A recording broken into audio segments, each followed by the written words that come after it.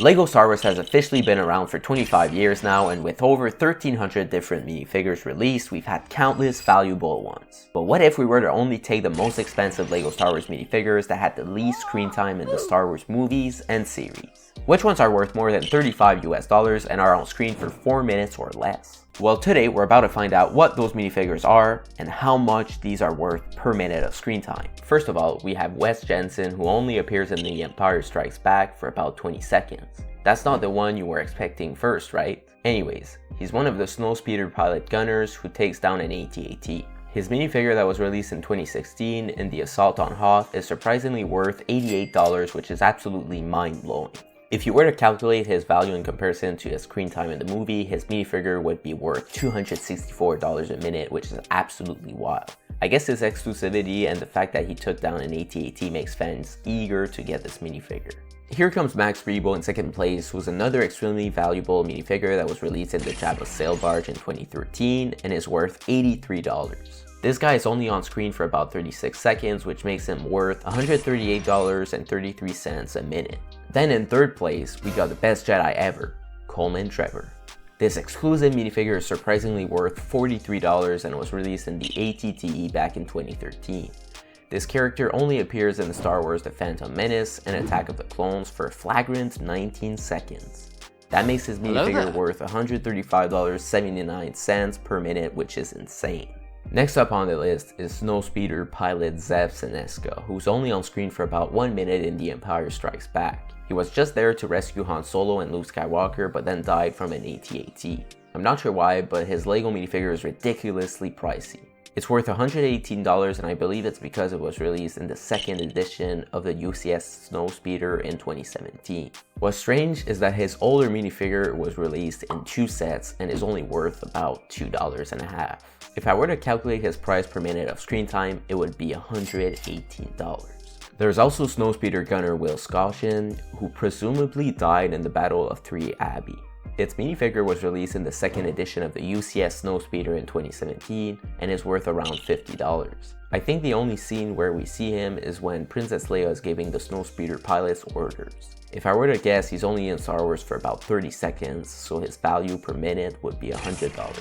Are you surprised that Agen Kolar hasn't made it on the list yet? Me too, but don't worry, he should make it soon. Next up is Zuckuss, another character who only appears in Star Wars The Empire Strikes Back for literally 30 seconds. His minifigure is worth on average $42, and so his dollar per minute ratio is $84 per minute, which is, again, insane. I think the only reason fans are willing to pay this much for this minifigure is because he was only released once in this Slave One, or excuse me, Boba Fett starship. Next is Aldar Beedo, who only appears in the pod race in the Phantom Menace. I couldn't find exactly how long he was on screen during the pod race, but my guess would be 1 minute. His OG LEGO minifigure is surprisingly $69, which makes his screen time value right around the $69 mark.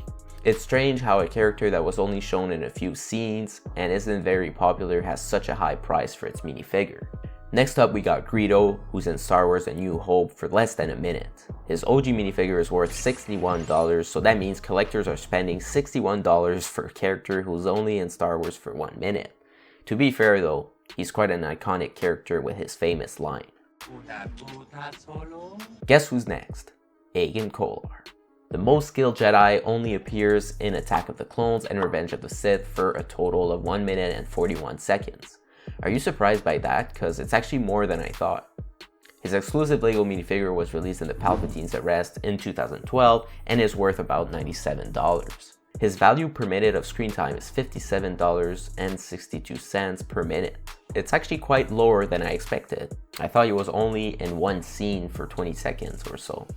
Queen Amidala is also a minifigure that's extremely expensive for the amount of screen time she gets in the movies. She was only in The Phantom Menace and then later on dies in the beginning of Attack of the Clones, so she's only in the movies for about 4 minutes. Its LEGO minifigure is worth on average $162, so the dollar per minute ratio is $40.50.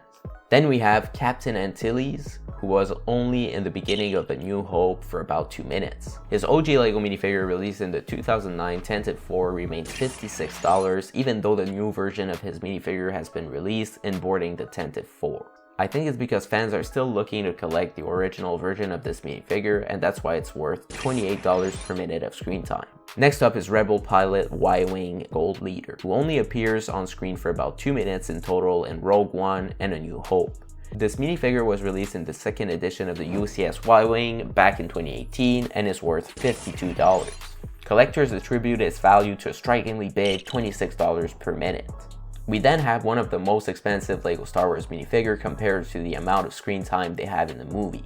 This one is TC-14.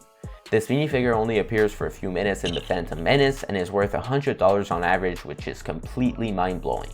It was released in 2012 as a May the 4th promo, and I think this is why it's worth so much. If I were to guess, TC-14 had about a 4-minute screen time, so this would give it a $25 per minute ratio. Next one is the Imperial officer from the UCS Death Star. I believe this is Conan Motti, who gets choked by Darth Vader in A New Hope.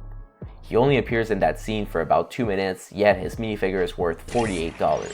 I think LEGO Star Wars fans simply wanted to be able to replicate this scene from A New Hope. That's why this minifigure is worth $24 per minute of screen time. I find your lack of faith disturbing. Next on the list is Quarrie, who only appears for a few minutes in Rebels, and its minifigure is worth $44. The only strange thing about him is that he was released in a Rogue One set called the Arrowhead.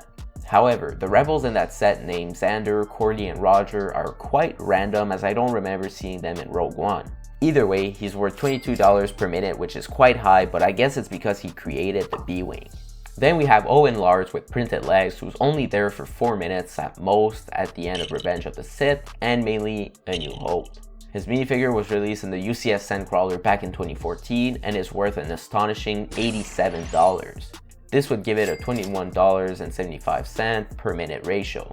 Next up is Teebo, who's only in a few scenes of Return of the Jedi and has an exclusive LEGO minifigure that came out in 2013 in the Ewok Village. The minifigure is worth $62 on average, and he's only in Star Wars for a few minutes, which means that his value per minute of screen time must be high. If I were to guess, he's only there for about 3 minutes, so that would make it a $20.66 per minute minifigure. Oola is also an exclusive minifigure released in the Jabba's Palace in 2012. Her minifigure is worth $48, and she only appears in the Return of the Jedi for about 3 minutes before getting thrown in the Rancor pit. That gives her a $1 per minute ratio of $16 per minute. Next up is the annoying Salacious B, Crumb, who only appears in Return of the Jedi for about 2 minutes and 30 seconds in Jabba's Palace in his sail barge. Its minifigure is worth $37 and was only released in 2012 in Jabba's Palace.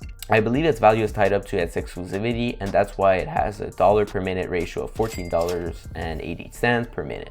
Quay Tolsite is also a character that was only in the Solo movie for less than 3 minutes and has an exclusive LEGO minifigure that was only released in the Kessel Run Millennium Falcon and is worth $43. I think that the fact he's the only Pike LEGO ever made makes fans value him more.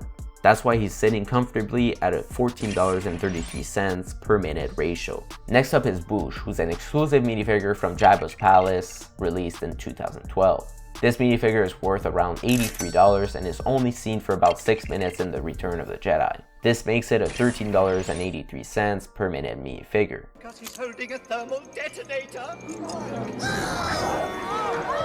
There's also the Range Trooper that was only seen in the Solo movie for about 2 to 4 minutes during the train heist. Its LEGO minifigure is worth $50 and was only released in the Imperial Conveyex transport. Not only is this minifigure exclusive, but I must also agree that it looks amazing and its price per minute is justified, even though it's still $12.50 per minute of screen time. Finally, we have Rio Durant, who's in the train heist in the Solo movie and is only on screen for about 4 minutes. His LEGO minifigure is worth $50 and was only released in 2018 in the Imperial AT Hauler. I'm very surprised that he's worth that much, considering that there wasn't anything too special about him besides his voice in the movie. Incredible! I'll say it, I don't care. This kid's growing. And also the fact that his minifigure is exclusive. This one also gives us a $12.50 per minute ratio, just like the Range Trooper. I think I got all of the LEGO Star Wars minifigures that are worth more than $35 and actually appear in Star Wars series or movies for 4 minutes or less. However, keep in mind I didn't include any clones because, let's be honest, most of them, if not all of them, only appear for a brief moment in Revenge of the Sith, and aside from the 212 Battalion and 501st Legion, most of them aren't even in the Clone Wars series. I didn't add any astromech droids since many of them are very expensive and are barely shown in movies or the series. So this concludes today's video. Thanks for watching, like, share, and subscribe for more, and click on this video right here. I'll see you there. Have a good one, bye bye.